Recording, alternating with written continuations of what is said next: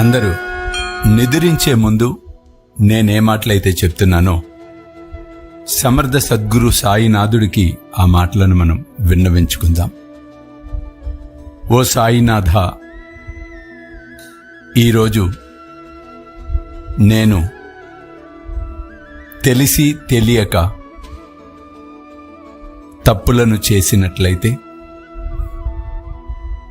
దయచేసి మన్నించి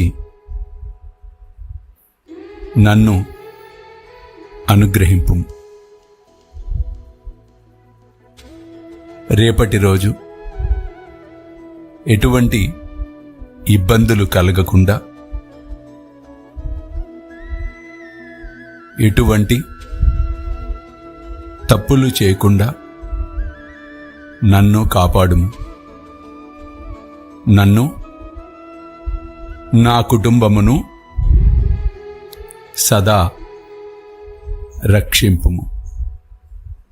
సర్వే జన సుఖినో భవంతు. జై సాయినాథ్.